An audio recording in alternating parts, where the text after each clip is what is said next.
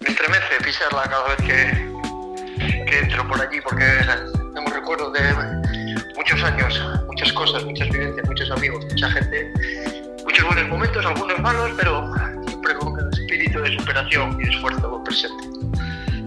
El fútbol siempre es fútbol, amigo. ¿Qué cosas dejamos en el vestuario? Lo que pasa en el vestuario se queda el vestuario, decían antes. Pero ahora sabemos que de todas esas cosas que pasan, los adultos tenemos que ser responsables. Bueno, y además podríamos retomar por ahí porque lo que se queda en el vestuario, que se decía siempre, es falso. No se quedaba en el vestuario, acompañaba a las personas de donde iban. Lo que se quedaba sin intervenir era la corrección educativa de la gente incorrecta, seguramente. Sí, porque además de en ese acompañamiento que dices de lo que pasaba ahí, esas consecuencias, no solo en esa etapa de infancia, ¿no? Mientras crecemos, de alguna manera nos configura y nos acompaña también cuando somos adultos. Entonces estamos hablando de un potencial riesgo o peligro que no dimensionamos con claridad. O sea que son situaciones que pueden determinar no solamente presentes en el futuro de los niños y las niñas y que tradicionalmente siempre se dejaban fuera de la órbita educativa. Sí, sobre todo porque es verdad que la infancia también tiene sus mecanismos, ¿no? Para ocultar ciertas cosas que pasan fuera de los ojos de los adultos, y también porque los adultos son sitios donde no suelen mirar, ¿no? Al final, sobre todo en el ambiente deportivo, lo que interesa es el resultado, y ese enfoque es el que nos aleja de lo verdaderamente importante. Y ese silencio que planteas es la principal brecha que hay que romper para garantizar que haya buen trato en los entornos deportivos y que los niños y las niñas puedan disfrutar del bienestar que necesitan para ser su mejor versión. Por supuesto, se ha normalizado aquello que no debería de ser normal, y esa incongruencia se ha sostenido durante muchos años en un sistema de aprendizaje tradicional a través del deporte que muchas veces pues va en contra de todas esas bonanzas que asociamos a la práctica deportiva. Oye, además lo brutal de todo es que a veces hablamos de las leyes, las investigaciones, las evidencias, las herramientas. Lo más importante es la cultura. En este caso estamos hablando de unos valores que tradicionalmente se han mantenido en el deporte, que hacen, que serían casi contracultura, ¿vale? Contra el desarrollo de los niños y las niñas en el deporte y contra los valores positivos que se supone que tiene el deporte. Sí, son formas de hacer las cosas, ¿verdad? ¿Sí? ¿Se cortó? Estamos caídos, sí. Ahora vuelves. Vale, sí, ¿me escucháis? Sí, ahora sí. Oye, mira, aprovechando... Lo de hasta ahora no sé qué ha sido. No sé si estás grabando, si estamos hablando en bromas y luego nos hemos puesto en serio. ¿Qué ha sido eso? Bueno, algo de eso ha sido. Está bien. Yo estoy grabando ya desde el minuto 1 y la verdad creo que está saliendo material interesante, pero claro, quizá faltaría dar algún ejemplo o acotar un poco más qué es eso que pasa en el vestuario. Quiero decir, ¿es entre jugadores? ¿Es entre entrenador y jugadores? ¿Son las dos cosas? ¿Qué tipo de cosas? ¿No? Porque estamos hablando de que ahí pasan cosas que se silencian y que sin embargo trauman, en el sentido de que dejan una herida que perdura, pero ¿qué tipo de cosas pasan allí? Primero, ojo, en los vestuarios pasan cosas muy buenas, eso de entrada, porque es el lugar donde los niños y las niñas se relacionan casi de forma libre. Sí es verdad que se da la dificultad o el riesgo de que es un lugar y un ámbito íntimo, o sea, se desnudan los unos delante de los otros, y eso siempre es un riesgo, obviamente, se comparte mucho. Por lo tanto, es un lugar en el que hay que tener cuidado. Y hay relaciones entre menores, a veces relaciones entre menores de diferentes edades, como pasa en el fútbol femenino, que hay niñas de 14 años en vestuarios de mayores de edad, y además también hay lugares donde acceden los mayores, con lo cual los riesgos son muchísimos. Pero bueno, ya, o sea, existe ese, digamos, arma de doble filo, ¿no? Como decías, es un lugar íntimo donde pueden compartir confidencias y pueden propiciar la cohesión grupal, pero claro, como es un lugar secreto, digamos, y como dices, se desnudan, pues también existen esos riesgos. Pero, Samu, no sé si cuando hablabas de lo que pasa en el vestuario, se queda en el vestuario, ¿en qué estabas pensando? Yo estaba pensando en esas relaciones entre compañeros, que muchas veces son buenas, estoy de acuerdo con vosotros, pero que en otras ocasiones es el escenario ideal para que lo que pueda empezar como una broma o con esa intención se transforme en algo que haga daño. Me refiero que esas bromas, lo importante, lo que debemos tener en cuenta, es el impacto, lo que representan para la persona que las recibe. Porque la misma broma a alguien le puede sentar bien y pasar un rato pues simplemente un poco vergonzoso, pero que compartes con tus compañeros, y en otros casos pues te sientes verdadera como una víctima y te daña. Para no mostrar esa debilidad, tratas de que aparente no ser una agresión, sino que forma parte de la broma, entonces de alguna manera contribuyes a que esa broma se sostenga. Y eso estoy hablando en uno de los casos más habituales y quizá más fáciles de solucionar, porque se supone que esta persona que está recibiendo este tipo de comentarios o de bromas de mal gusto para él, tiene por lo menos una herramienta, ¿no? Que es la de pues bueno, sumarse un poquitín o mimetizarse con ese ambiente, pero hay el que no puede con ello. Oye, y que esas bromas lo que hacen son ir creciendo y en un momento dado poder ser incluso como una agresión física o escondiéndote algo del vestuario o de alguna manera sí que agredirte ya más explícitamente y estaríamos hablando de una situación ya de acoso más grave, ¿no?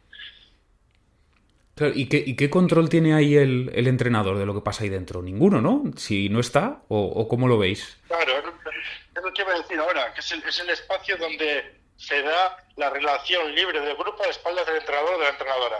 Con lo cual puede pasar de todo, que el grupo sea maravilloso, se autorregule y haya personas que cuiden uno de los otros, o todo lo contrario, que haya auténticas personas que generan violencia a otros niños y niñas. Entonces, primero, responsabilidad absoluta de los entrenadores y adultos responsables. Y tienes que tener un mecanismo que puedas velar que este espacio es seguro. Y lo que ocurre allí es tu responsabilidad. Y creo que es importante también que ese entrenador o esa entrenadora muestre cierta sensibilidad, ¿no? Para fijarse en eso que digo, pues que tradicionalmente no se fijaban, que los niños y las niñas sí que pueden tener algún mecanismo de defensa, pero su conducta al final nos va a dar pistas, y sobre todo si pasa más de una vez, si no es algo puntual o aislado y es algo que es repetitivo, que es cuando puede además tener unas consecuencias más significativas. Si miras, lo ves, porque creo que es importante, ¿no? Conocer al grupo para poder sacar su máximo potencial en el juego, evidentemente, pero para todo esto, pues mucho más. Yo que soy entrenador de niños en categorías inferiores desde muy chiquitines hasta la etapa juvenil, he pasado por varias de esas edades, te das cuenta, les conoces, al final compartes mucho tiempo con ellos y si les escuchas, tienen la necesidad de hablar, de sentirse escuchados. Así que no es tan difícil, es solo querer. Claro, y aquí hay que plantear dos cosas. Una, lo que pasa en el vestuario de intervenir para ayudarlos, sea lo que sea. Dos, el vestuario no es un lugar de deportación. Lo que pasa aquí puede hacer sentir mal. Y tres, somos todos responsables de lo que pasa en el vestuario, tanto el que hace algo como el que lo recibe, como el que lo presencia. Y tienen que tener la que actuamos. Con lo cual esa es la clave para que sean seguros los vestuarios. O sea, que entonces el trabajo sería antes y después. Quiero decir, estaba antes, durante y después. Bueno, pero durante, si no estás dentro... Pero sí puedes estar dentro. Tú puedes entrar, salir, puedes estar pendiente por allí. No hace falta que estés continuamente dentro, pero la puerta puede estar abierta, puedes llamar y entrar, salir, y tenga que acostumbrarse que hay un adulto por allí, porque si no estás, ¿cómo vas a hacerlo? Luego hay formas de cómo entrar. Pues entras con dos personas, entras solo, avisas, no hay ningún problema porque entres y salgas del vestuario. De hecho, es tu responsabilidad. Y luego hay conductas de prevención, reducir los tiempos, saber quién entra, a los vestuarios quién no puede entrar, que no haya ningún móvil presente por allí, este tipo de cosas. Pero el adulto tiene que garantizar que sea seguro, tiene que buscar una forma en la que esté presente. Hombre, a mí me parece que un espacio muy apropiado, claro, es lo que pasa, digamos, en el día a día. Quiero decir que puedes aprovechar cualquier pequeño momento para introducir estas cuestiones, o sea, para formar o para educar, o sea, para decir Claro, eso, o sea, cómo debemos comportarnos, eso. Por ejemplo, lo que comentaba Samu, que las bromas están bien, pero que no todo el mundo se las toma de la misma manera. O sea, que hay que tener muy presente eso, que la misma cosa no la encaja del mismo modo las distintas personas. Entonces, y una ahí... broma una broma no depende ni de quién se ríe ni de quién inicia la broma. Implica que es una broma de quién la recibe. Sí, Claro. sí. O sea, un insulto no Mira, es por tal ejemplo, cosa si no te lo tomas así. claro, claro. Y lo mismo, y también y una cosa nimia no es nimia si la persona pues es más sensible, que es perfectamente razonable y natural. O depende del día, o quién te la haga, o de quién se ríe. A veces no te duele quién la hace, sino quién se ríe de la broma. Son muchas situaciones. Y de esto, Samu, pues que hemos hablado varias veces, hemos visto vestuarios donde la vivencia del vestuario afectaba al bienestar de los niños, incluso algunos que tienen trayectoria deportiva. Sí, por supuesto. Yo he dicho muchas veces que conozco ahora en nuestra edad adulta a gente que con la que coincidí durante esa infancia en vestuarios y en los que ahora con perspectiva sí que le pasaron cosas que le pudieron marcar y de alguna manera las reconozco, ¿no? También es verdad que miro para reconocerlas, pero creo que es inevitable, además, que esas relaciones se produzcan. Y iría más allá, ¿no? Creo que lo importante aquí es que no se permita que ese espacio esté a espaldas del entrenador uno, como estamos diciendo, pero sobre todo que no olvidemos que cuando estamos entrenando, estamos educando.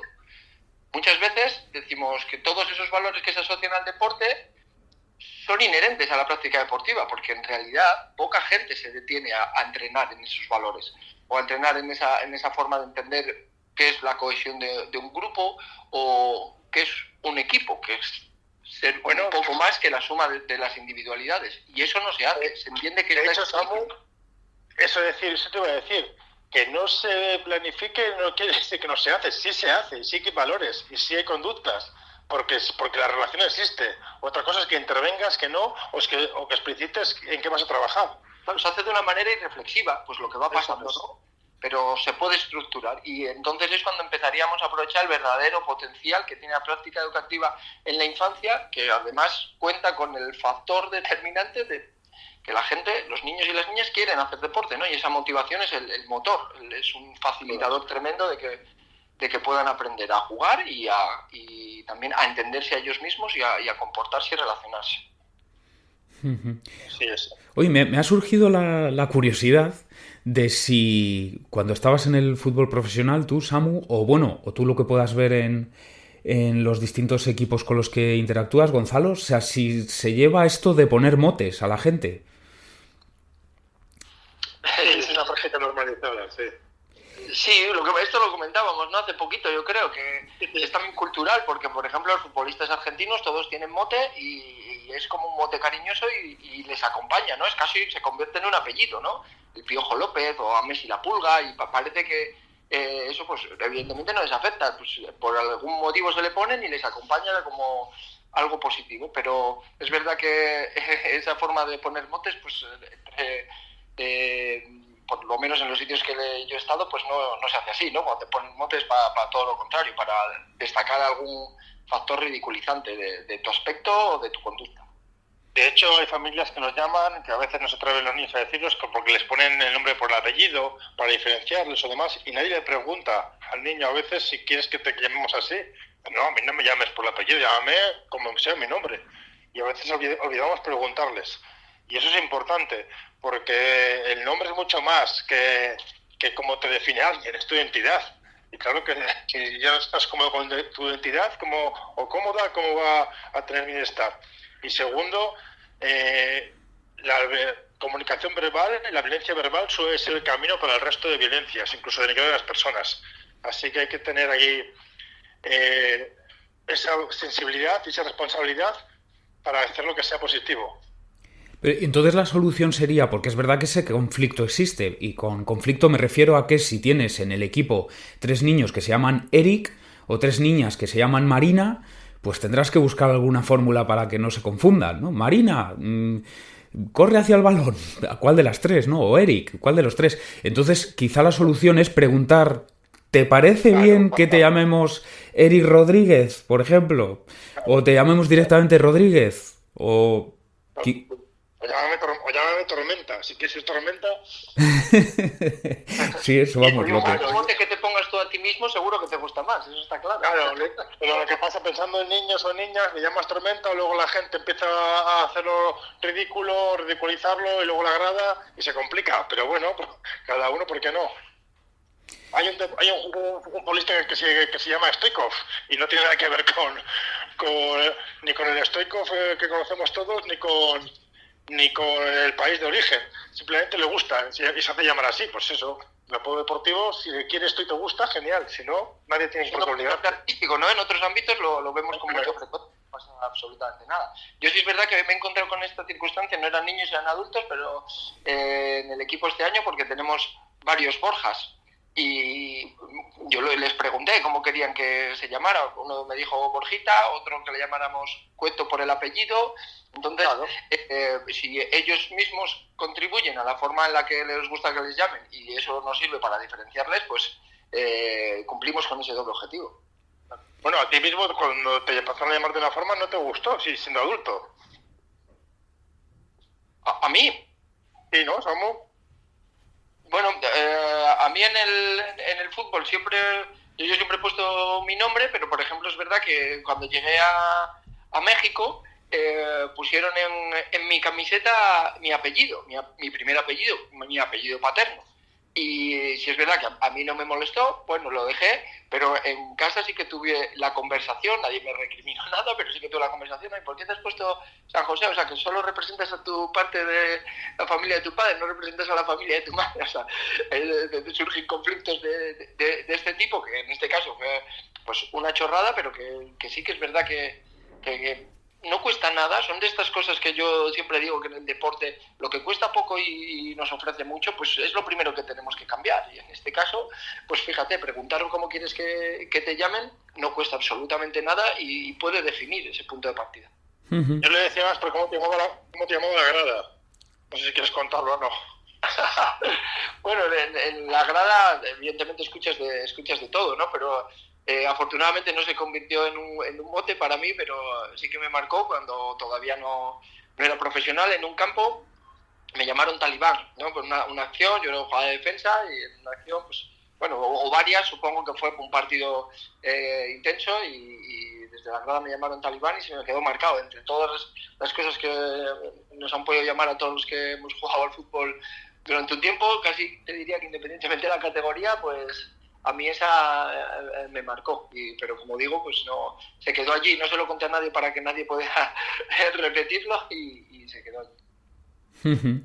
Pues quizá, mira, para terminar ya con el tema de los motes, en mi experiencia he tenido de los buenos y de los malos. Quiero decir, alguno que me han impuesto y en sentido peyorativo, pero también lo contrario. O sea, mi hermana, por ejemplo, por una experiencia que tuvimos en Ámsterdam, que pasamos un verano allí trabajando y que fue, digamos, emocionalmente intenso, pues bueno, por una anécdota que se produjo allí, ella me sigue llamando como aquello, que fue verano de 2003, si no me equivoco. Y ese apodo sí me gusta. He tenido otros muchos en la escuela que no me gustaron, y eso, impuestos. Y para ridiculizar. Entonces, claro, es verdad que es bonito, yo creo, cuando en un grupo, y creo que es un signo precisamente de cohesión, que espontáneamente surjan motes y motes bonitos, como los que ha dicho antes Samu referido a los jugadores argentinos, ¿no? El Pelusa, el Piojo.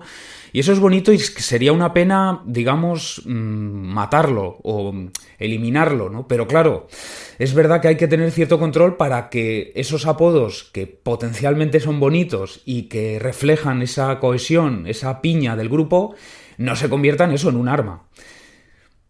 Pero bueno, supongo que eso, todo... Pues depende de... Sí, eso, que todo se reduce a preguntarle a la persona.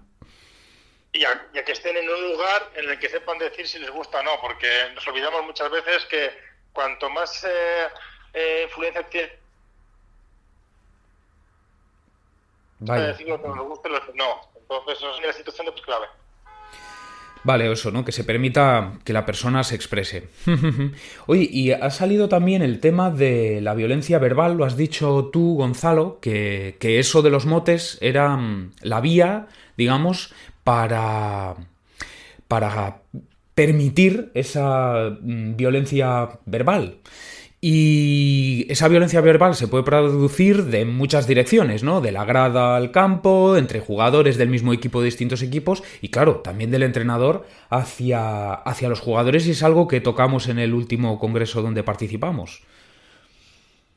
Así es. No tengo ahora una evidencia clara, directa, en que el mote sea la principal violencia verbal o el comienzo de la violencia verbal, pero sí sabemos y hay evidencias, y no hace falta más que cualquier campo deportivo, y sobre todo el fútbol, para ver que la violencia verbal es la primera violencia que está totalmente aceptada y que la mayoría de personas no lo vemos como una violencia. Si cualquier comportamiento que se da en un entrenamiento o que se da en un partido no sería aceptable en la mayoría de entornos sociales, pero en el deporte lo permitimos, incluso en el deporte con niños y con niñas. Y ayer que hablamos, este fin de semana, que hemos estado hablando mucho sobre deporte, yo me llamaba la atención que nadie cogía esta bandera. Vamos a empezar por cómo comunicamos, vamos a empezar cómo hablamos a los niños y vamos a empezar por qué cosas permitimos en los campos. Y lo demás ya vendrá, pero son cosas evidentes que pasan en cada día y que hay que cambiarlas. Sí, sí, es cierto, ¿eh? Vamos, estos ejemplos que pones tú, que en una biblioteca no se te ocurriría decirle a alguien ¡lee bien! ¡No estás leyendo! O no se te ocurriría a alguien que se te cruza en bicicleta por la ciudad, por el carril bici, decirle ¡pero pedalea redondo! ¡Pero agarra mejor el manillar! ¿No? Y son cosas, eso, que están completamente normalizadas en el deporte y más concretamente en el fútbol. Pero fíjate que a qué punto pueden estar normalizadas, que si tú chillaras a un menor por la calle, como estabas diciendo, porque va en bicicleta y no lo está haciendo bien, y resulta que está el padre o la madre, o el tío o la tía, o el abuelo o la abuela, con el niño cerca, claro, probablemente te recriminaría tu comportamiento. Claro. Por supuesto, no lo validaría. Sin embargo, te pones el chándal de la academia de ciclismo, porque soy su entrenador y tengo el silbato y le tengo que decir cómo lo tiene que hacer y utilizo esas formas, y entonces nos parece hasta bien, ¿no? Porque de alguna manera pensamos que es la verdadera forma o la mejor forma de enseñar, cuando hay científicas que muestran, que señalan que todo lo contrario, ¿no? Que los niños y las niñas deben sentirse seguros como primer paso para que el aprendizaje se pueda producir. Claro, pero yo creo de hecho, seguramente algún entrenador mantenga su estatus tomando sus conductas violentas, denigrando, humillando verbalmente a sus niños y niñas para demostrar que tiene algún poder o alguna valía. Y lo validamos. Claro, y luego, bueno, yo esto lo comenté en mi pequeña participación o intervención en el Congreso, que claro, me parece muy peligroso porque al final se confunde con el rendimiento. Quiero decir, se escala la idea de que hace falta esa violencia verbal, esas instrucciones y con tono airado para que se mejore el rendimiento. Y claro, ¿por qué ocurre esto, no? Y a mí se me ocurren dos mecanismos, ¿no? Y uno que es, si está haciendo un ejercicio, está haciendo varias repeticiones, la última la ha hecho mal y tú lanzas esa violencia verbal, puede que el siguiente intento salga bien por miedo porque no quiere que se reproduzca esa reprimenda. Pero claro, el miedo es incompatible con la motivación intrínseca y eso a la larga te va a pasar factura, pero también hay otro problema que es este de la regresión hacia la media, ¿no? Que es que por simple estadística, si haces varios intentos, la mayoría va a salir bien. Unos pocos saldrán muy mal, unos pocos saldrán muy bien. Pero claro, si yo te grito y inmediatamente después lo haces bien, yo me creo que lo has hecho bien gracias a mi grito. Y efectivamente, y hay evidencia de esto, que los atletas con más nivel competitivo son los que más toleran la violencia verbal. Y esto quizás se explica, de hecho hay un estudio reciente, creo que este es de 2017, pero bueno, que entrevistaban a una muestra relevante, o sea, de varias decenas de ex atletas de alto nivel, y haciendo visión retrospectiva, analizando su historia con el entrenador, decían, bueno, fue, en inglés, hard but fair. O sea, era duro, pero era por mi bien, ¿no? O sea, que que no tienen muy claro que efectivamente la línea se había rebasado. O sea, estaba habiendo violencia verbal, pero la toleras, insisto, porque se ha producido esta confusión de que parece que hace falta gritar para que la gente rinda, cuando no es así. Pero esto es, digamos, una perversión de lo que decimos, de que por miedo o por estadística lo haces bien al siguiente intento, pero no es gracias al grito, sino pese al grito. Entonces, habría que desmontar esa asociación. ¿Les parece bien abordamos en el siguiente capítulo, donde hablemos de nuestra vivencia en este congreso de deporte que ha organizado el Patronato Deportivo de Gijón? Pero creo que hay que puntualizar una cosa y lo hacemos en el siguiente capítulo, lo retomamos por ahí si queréis, para no hacer muy largo este capítulo. Uno, cuando tienes miedo no aprendes, puedes responder, y si lo tiene innato, lo saca, o innato, o si lo tiene aprendido previamente, lo puede desarrollar, pero no aprender más. Y dos, claro que la gente que está en el deporte es habituado a recibir violencia. Eso no quiere decir posiblemente que alguien habituado a recibir violencia tenga mejor rendimiento, sino que por tener mejor rendimiento se ha habituado a eso y ni siquiera lo reconoce, posiblemente. El que llega ahora mismo pensamos que es el que sobrevive a todo lo que le ha pasado durante el proceso. Tenemos que aspirar a que el que llegue sea el mejor, pero porque todos han tenido las mismas oportunidades, desde un entorno seguro, que lo que marque tu trayectoria sea tu talento. Pero tenemos que convencer, y con esto ya concluyo y cerramos, tenemos que convencer de que en realidad el camino es el contrario, que es que el buen trato es el que genera buen rendimiento. Y hay mucha evidencia en este sentido, pero no sé si no lo queremos ver, no sé si ese mito de que los gritos funcionan está demasiado arraigado en nuestra mente, no sé, pero la evidencia existe. Y tenemos que trasladar eso y que cale este mensaje, que realmente es el buen trato, ese es el camino. Genial, pues un placer. Nos vemos en el siguiente. Perfecto. Lo mismo, un placer hablar con estos dos cracks. Encantado, hasta la próxima.